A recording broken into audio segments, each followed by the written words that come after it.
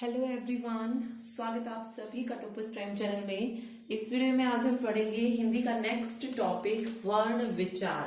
ठीक है, वर्ण के बारे में पढ़ने वाले हैं कि वर्ण होता क्या है, वर्ण के भेद कौन कौन से होते हैं। ओके, और जो जो क्वेश्चन यहाँ से पूछे जाते हैं वो मैं आपको साथ साथ बता दूंगी कि ये क्वेश्चन जो है यहाँ से पूछा जाता है। ओके, तो चलिए शुरू करते हैं। सबसे पहले हम बात कर रहे हैं कि वर्ण क्या होता है। तो इससे पहले वाले लेक्चर में हमने पढ़ा था मौखिक भाषा। मौखिक भाषा कौन सी होती है? जो हम बोलते हैं, ठीक है, जो लिखते हैं वो लिखित में आती है, और जो हम बोलते हैं उसको हम मौखिक भाषा बोलते हैं। ठीक है, वर्ण क्या होता है? वर्ण क्या होता है? जो मौखिक भाषा होती है उसकी मूल ध्वनियों को चिन्हित करने वाले या मूल ध्वनियों को व्यक्त करने वाले चिन्हों को क्या बोलते हैं? वर्ण कहा जाता है। ठीक है, जो भी ध्वनि होती है उसको हम किसमें व्यक्त करते हैं? चिन्हों में व्यक्त करते हैं, और उन चिन्हों को क्या नाम दे दिया गया है? वर्ण का नाम दे दिया गया है। ओके, देखिए हमें पता है भाषा की अगर सबसे छोटी इकाई पूछी जाए तो वो कौन सी होती है? ध्वनि होती है, जिसका लिखित रूप क्या है? अक्षर या वर्ण होता है। ओके, कई जगह पर आपको ये भी मिलेगा कि भाषा की सबसे छोटी इकाई क्या है? वर्ण है। तो वो डिपेंड करता है ऑप्शन में कि वो छोटी इकाई को ऑप्शन में ध्वनि देते हैं या वर्ण। तो कोई भी जो है आपको दे सकते हैं। तो पूछा जाए तो रचना की दृष्टि से भाषा की सबसे छोटी इकाई तो वर्ण होगा। ये चीज आप याद रखिएगा, ठीक है, क्योंकि ध्वनि का लिखित रूप ही क्या है? वर्ण है, इसीलिए सबसे छोटी इकाई ध्वनि और वर्ण दोनों को ही माना जाता है। चलिए आगे, फिर हम वर्ण की डेफिनेशन पढ़ रहे हैं। वर्ण क्या होता है? वह छोटी से छोटी ध्वनि जिसके टुकड़े ना किए जा सके वर्ण कहलाती है। ओके, ध्वनि की बात हो रही है। जो ध्वनि हम मुंह से निकालते हैं उसके अगर हम जब टुकड़े ना कर पाए उसको क्या कहते हैं? उसको वर्ण कहते हैं। जैसे कि अ, क्या हम ए के टुकड़े कर सकते हैं? जो हमने बोला है वही हमने लिखा है। ओके, देवनागरी लिपि में यही होता है, जो बोलते हैं वही लिखते हैं। तो ए को मैंने लिखा है, क्या ए के टुकड़े किए जा सकते हैं? नहीं किए जा सकते। तो ये क्या है? वर्ण कहलाएगा। ठीक है, अब मैंने लिखा अक्षर। अक्षर तो हम इसको तोड़ सकते हैं, ए को अलग कर सकते हैं, अक्षर को अलग और रे को अलग। तो ये वर्ण नहीं है। ठीक है, या मैंने कोई भी वर्ड यहाँ पे अगर आप देखेंगे वह, क्या वह वर्ण है? नहीं है, क्योंकि वह को हम क्या कर सकते हैं? तोड़ सकते हैं, वह जमा है। ओके, तो ये दो उनसे मिलकर बना है, इसीलिए इसको वर्ण नहीं कह सकते हैं। ठीक, फिर बात आती है वर्णमाला की। वर्णमाला क्या होता है? वर्णों के व्यवस्थित समूह को वर्णमाला कहते हैं। ठीक है, डेफिनेशन ऐसे ही पूछी जाएगी, क्वेश्चन ऐसे ही आएगा, वर्णों के व्यवस्थित समूह को क्या कहा जाता है? तो वर्णों के व्यवस्थित समूह को वर्णमाला कहा जाता है।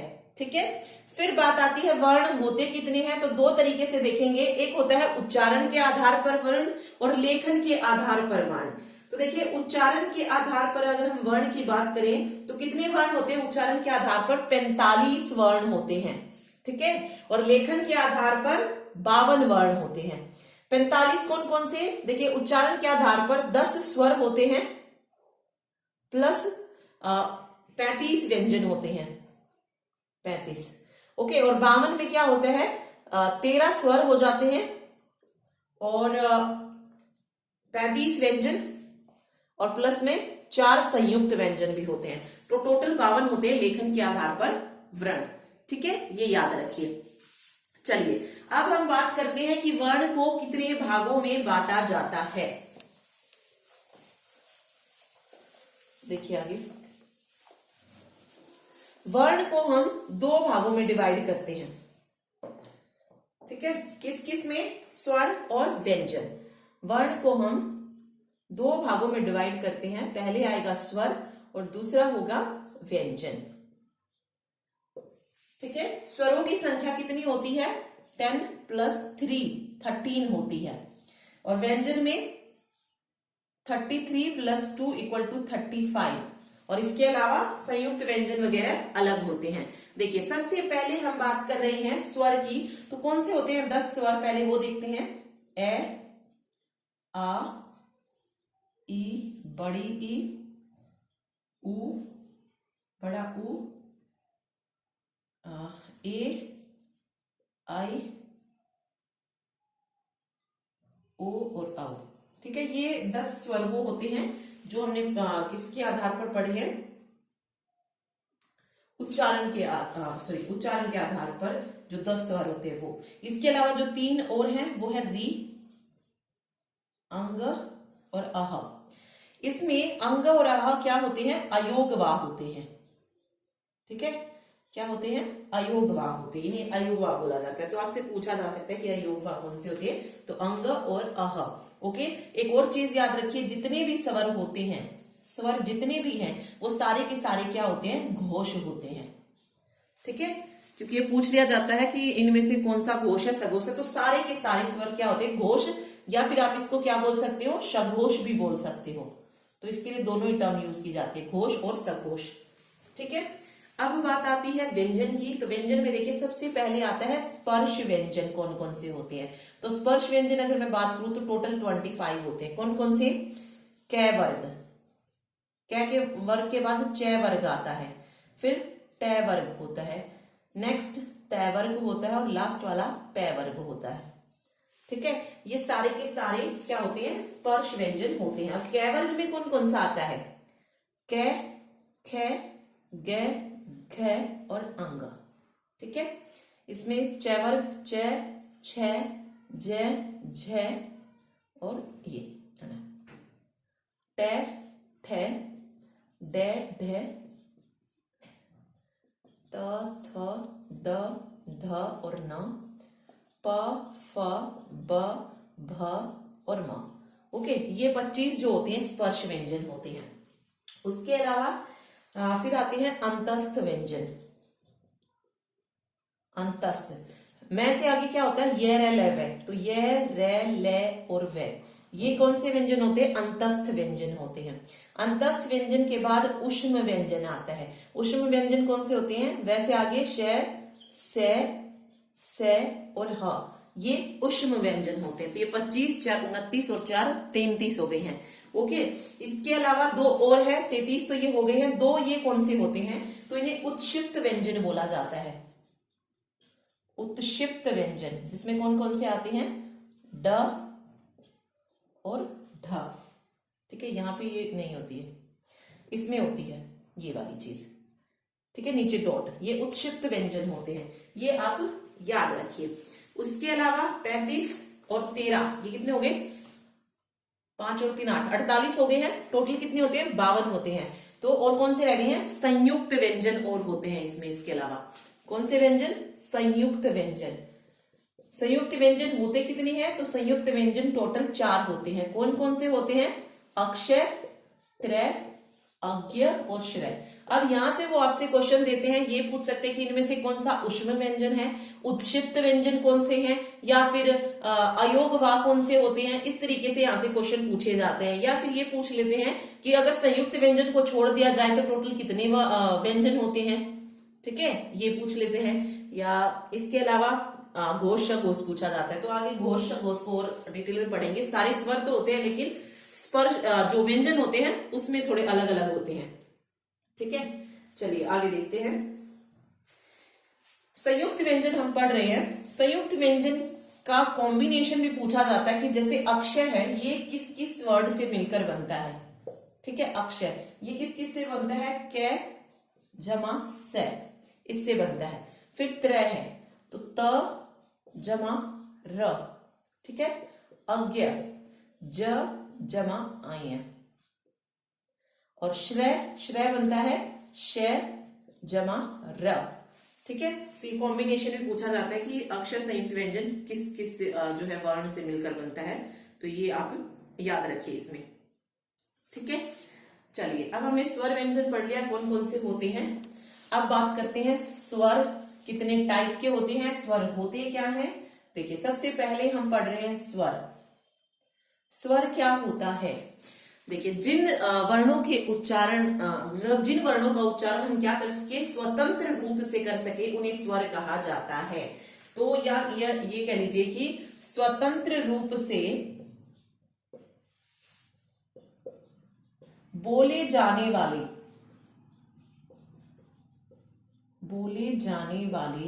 ध्वनि चिन्हों को स्वर कहते हैं। ठीक है, स्वर कहा जाता है। इनका उच्चारण कैसा होता है? उच्चारण जो होता है स्वरों का स्वतंत्र होता है, किसी की हेल्प से ये नहीं बोले जाते हैं। ठीक है, देखिए अब जो है स्वरों के भी अलग अलग टाइप है, तो अलग अलग उस पर पढ़ते हैं। देखिए सबसे पहले हम स्वरों के टाइप पढ़ रहे हैं मात्रा या उच्चारण के अनुसार। स्वरों का वर्गीकरण देखते हैं। देखिए स्वरों का वर्गीकरण, ठीक है। सबसे पहले हम पढ़ रहे हैं स्वर किसके बेस पर? मात्रा के आधार पर, ठीक है, मात्रा या उच्चारण के आधार पर। कौन कौन से होते हैं स्वरों के भेद? देखिए इसमें आते हैं 3, ह्रस्व स्वर, दीर्घ स्वर और एक लास्ट होता है प्लूत स्वर। ठीक है, ह्रस्व स्वर कौन से होते हैं? जिन स्वरों के उच्चारण में मतलब जिन स्वरों को बोलते टाइम कम लगता है या उच्चारण में कम समय लगता है उन्हें ह्रस्व स्वर बोलते हैं। ओके, तो इसमें देखिए कौन कौन से आ जाएंगे? ए, ई, उ और री। ठीक है, और दीर्घ जिन स्वरों के उच्चारण में ज्यादा समय लगता है उन्हें दीर्घ स्वर बोलता है। तो दीर्घ किसमें ज्यादा टाइम किसमें लगता है? ये 4 ये हो गए हैं, जो 7 बचे वो दीर्घ स्वर हो जाएंगे। आ, बड़ी ई, बड़ा उ, ए, आई, ओ और औ। ये सातों क्या होते हैं? दीर्घ स्वर होते हैं। इन्हें बोलने में क्या लगता है? ज्यादा टाइम लगता है। उसके बाद प्लूत स्वर होते हैं, जिनको दीर्घ से भी बोलने में ज्यादा टाइम लगेगा, वो क्या कहलाएंगे? प्लूत स्वर। जैसे हे राम, ठीक है, इसको कुछ इस तरीके से शो किया जाता है तो ये लंबा जाता है, या ओम हो गया। ठीक है, तो प्लूत स्वर जिन्हें दीर्घ से भी बोलने में डबल टाइम लगे वो प्लूत स्वर होते हैं। ओके, तो ये हो गए मात्रा और उच्चारण के आधार पर स्वरों के भेद। अब आता है जीव के आधार पर। सेकंड है जीव के आधार पर या जीवा के प्रयोग के आधार पर। ठीक है, कि जीव जो है कितनी ज्यादा किसमें यूज की जाती है उसकी मतलब कहाँ किस हिस्से से कौन सा बोला जाता है जीव के अकॉर्डिंग। देखिए जीव के अगर हम देखें तो 3 भाग हम करते हैं। फर्स्ट होता है अग्रभाग, जो जीव के अग्रभाग से बोला जाए। सेकंड होता है जो मध्य, यानी कि जीव के मध्य भाग से बोला जाए। और लास्ट है पश्च, जो जीव के पिछले भाग से बोला जाए। ओके, अब देखिए इसमें सबसे पहले हम अग्रभाग की बात कर रहे हैं। इसमें अग्रभाग में देखिए कौन कौन सा आता है? ई, बड़ा ई, ए और आई। ठीक है, ये 4 जो है अग्रभाग से बोले जाते हैं। और मध्य से ए। ए क्या है? एक केंद्रीय स्वर, आप इसको बोल सकते हैं। ठीक है, और पश्च भाग से आ, उ, औ, ओ और औ, ये पश्च भाग से। ठीक है, अग्र याद रखिए और मध्य याद रखिए, बाकी जो बच जाएंगे वो पश्च में चले जाएंगे। ठीक है, ई, ए, आई और अ और आ, उ, औ। ठीक है, ये जीव के प्रयोग के आधार पर है। अगला जो है वो है विवृत के मुंह के खुलने के आधार पर। मुंह के खुलने के आधार पर, तो मुंह के खुलने के आधार पर भी देखिए कौन कौन से होते हैं। सबसे पहले आता है इसमें विवृत, इसमें अर्धविवृत, ओके, इसके अलावा संवृत और अर्धसंवृत।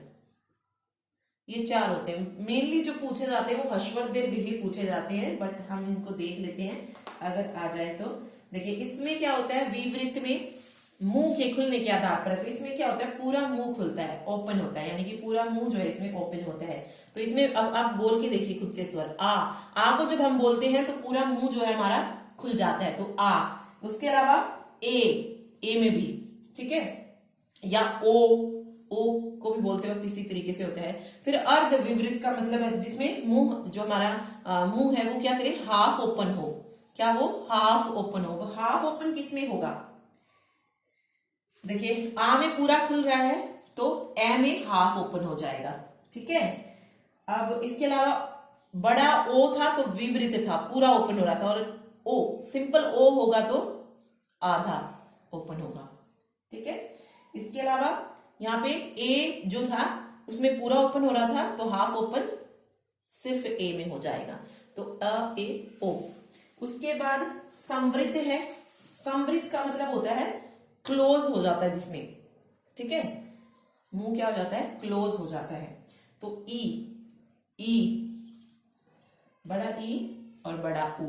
और अर्ध संवृत का मतलब है हाफ क्लोज, हाफ क्लोज, तो ये किस में आएगा, छोटा ई और छोटा ऊ, ऊ, ठीक है, तो ये अर्ध संवृत हो जाएंगे, ठीक।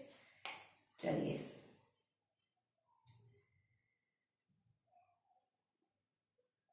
तो मेनली यही होते हैं, ये बस आप याद रखिए, विवृत, अर्धवृत, संवृत और अर्ध संवृत। इसके अलावा और भी होते हैं, जैसे होठों की स्थिति के आधार पर होता है, जैसे अवृत मुखी होता है होठों पे, और ये दूसरा होता है वृत्त मुखी।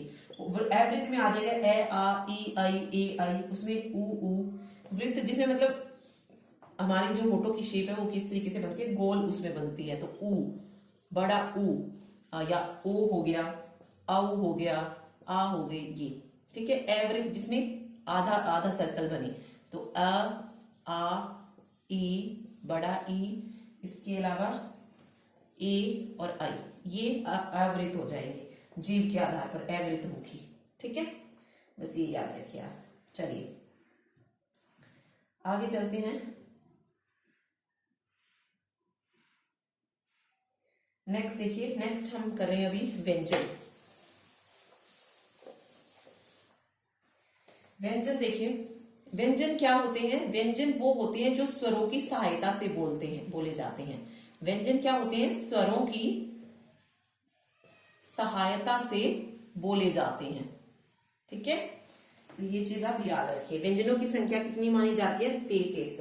उत्क्षिप्त व्यंजन मैंने आपको बताए हैं, और वैसे अगर हम देखें परंपरागत रूप से व्यंजनों की संख्या 33 मानी जाती है, उत्क्षिप्त व्यंजन मिलने से ये 35 हो जाती है, ठीक है। चलिए स्पर्श व्यंजन मैं आपको बता चुकी हूँ कौन कौन से होते हैं, जितने भी वर्ग होते हैं वो सारे स्पर्श व्यंजन में आते हैं, ओके। इसके अलावा ना कई बार स्पर्श संघर्षी पूछ लिया जाता है, स्पर्श संघर्षी।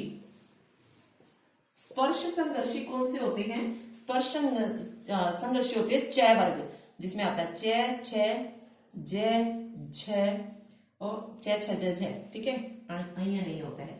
उसके अलावा नासिक्य कौन से होते हैं, नासिक्य जो कि वर्ग के जो लास्ट में बोले जाते हैं। सबसे पहले से ये अण, न और म, यानी कि जितने भी वर्ग हमने पढ़े, कै वर्ग, च वर्ग, ट वर्ग, त वर्ग और प वर्ग, इनके जो लास्ट का वर्ड होता है वो सारे नासिक्य व्यंजन होते हैं, ओके। स्पर्श संघर्षी हो गया, एक संघर्षी भी होता है, संघर्षी।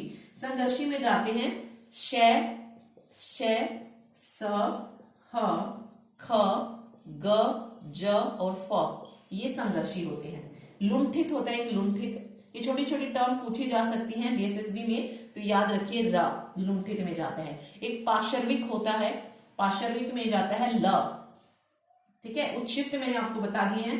अर्ध स्वर, अर्ध स्वर कौन से बनते हैं, व, य, ये अर्ध स्वर होते हैं, व, य, ठीक है। तो मेनली आपको स्पर्श व्यंजन, स्पर्श संघर्षी और नासिक्य पता होना चाहिए, बस पढ़ लेना एक बार, ओके। चलिए अब हम वर्ण उच्चारण स्थान की बात कर रहे हैं कि किसका उच्चारण स्थान क्या होता है, कौन सा अल्प प्राण होता है, कौन सा महाप्राण होता है, वो देखेंगे। चलिए देखते हैं। देखिए आगे वर्णों का उच्चारण स्थान पढ़ रहे हैं हम, ठीक है। देखिए शुरुआत कर रहे हैं।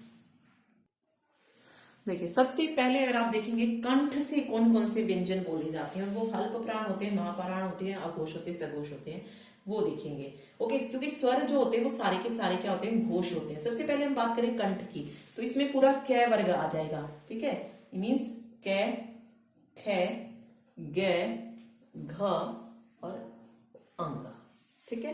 अब यहाँ पे आपसे पूछे कि कै क्या है, तो कै किस जो उच्चारण स्थान है वो क्या है, कंठ, ओके। और साथ में क्या है, अल्प प्राण है, लेकिन कैसा अल्प प्राण है, अघोष अल्प प्राण है, ठीक है।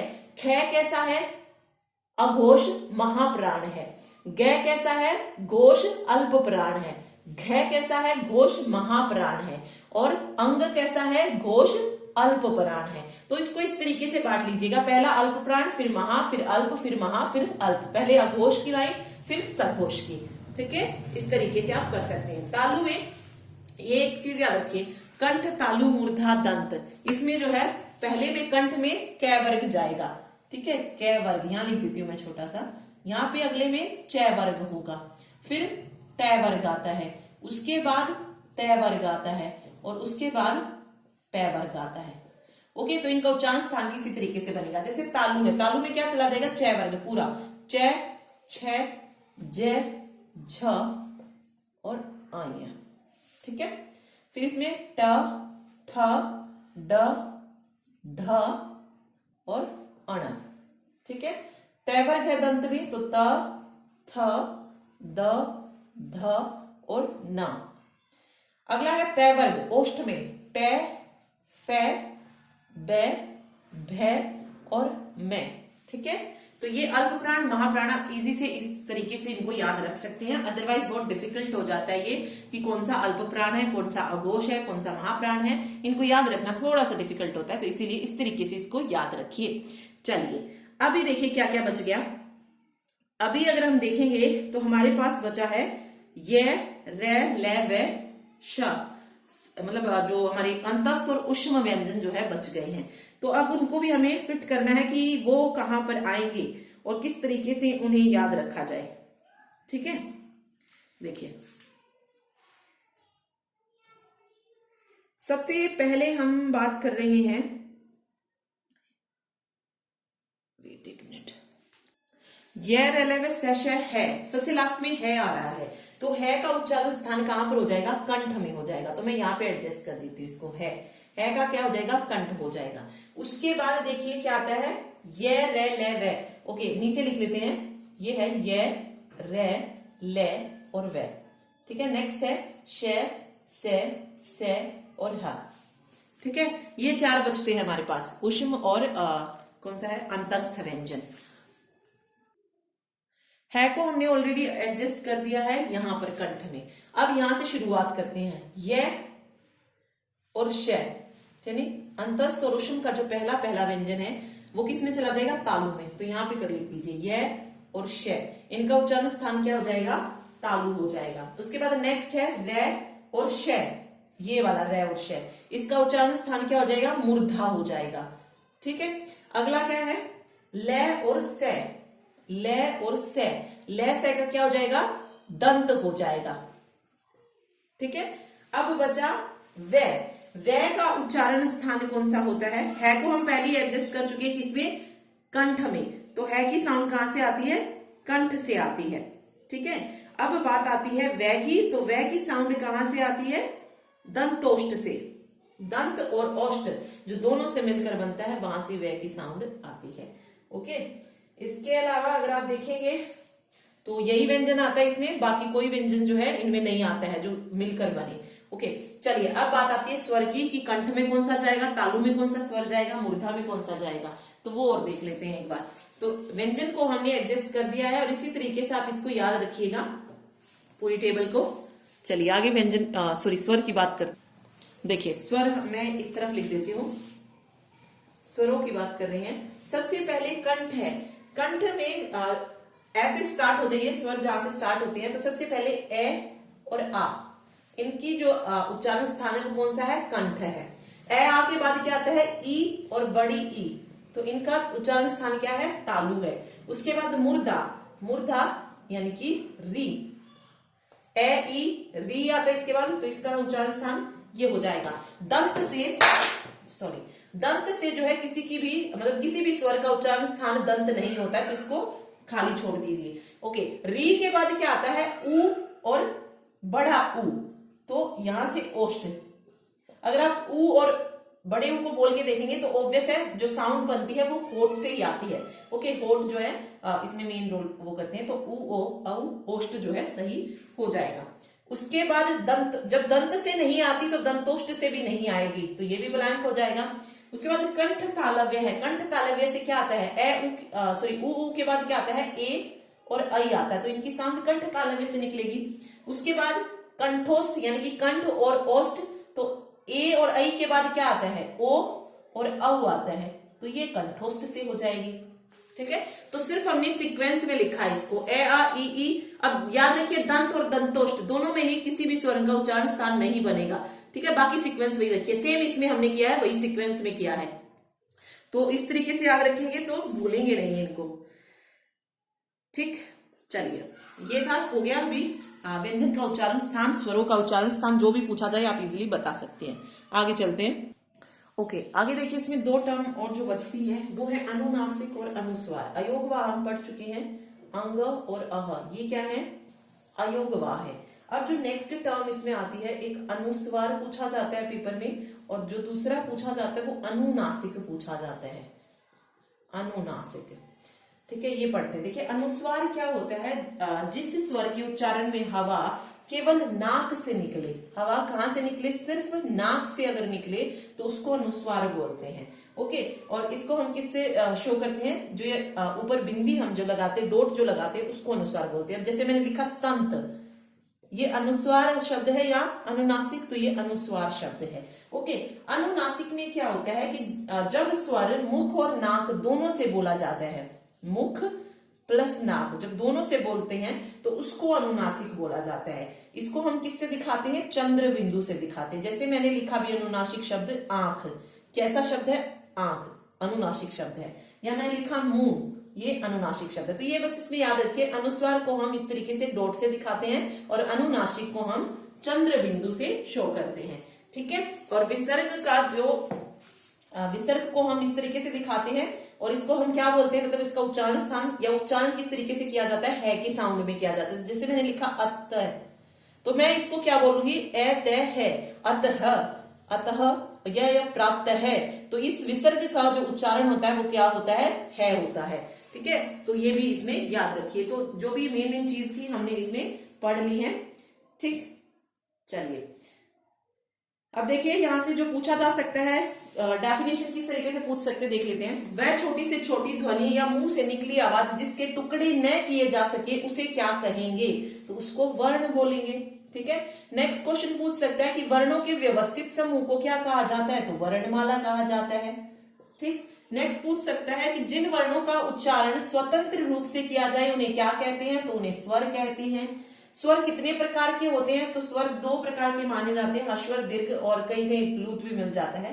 तो वो ऑप्शन पे डिपेंड करता है कि वहां पे दो ऑप्शन दिया गया या तीन, तो वो उसके अकॉर्डिंग आप लगा सकते हैं। फिर पूछा जा सकता है कि जिन वर्णों का उच्चारण स्वरों की सहायता के बिना नहीं किया जा सकता, यानी कि जो वर्ण सिर्फ स्वरों की सहायता से ही बोले जाते हैं उन्हें क्या बोलते हैं, उन्हें व्यंजन बोला जाता है। व्यंजन के भेद कौन कौन से, तो व्यंजन के तीन भेद हैं, कौन कौन से, स्पर्श व्यंजन, अंतस्थ व्यंजन, और थर्ड कौन सा है, ऊष्म व्यंजन। ये तीन मेन है व्यंजन के टाइप। तो इसमें कौन कौन से आते हैं, स्पर्श में जितने भी वर्ग होते हैं सारे आते हैं, अंतस्थ में यह लगे आते हैं, और ऊष्म में श से है आते हैं। ठीक है, और संयुक्त व्यंजन हम अलग से पढ़ ही चुके हैं कौन कौन से होते हैं, तो यही सारी चीज इसमें से पूछी जा सकती है। तो ये था सेकंड चैप्टर हिंदी का। ठीक, अगर वीडियो अच्छी लगे तो लाइक कर दीजिएगा। मिलते हैं नेक्स्ट वीडियो में। Thank you so much.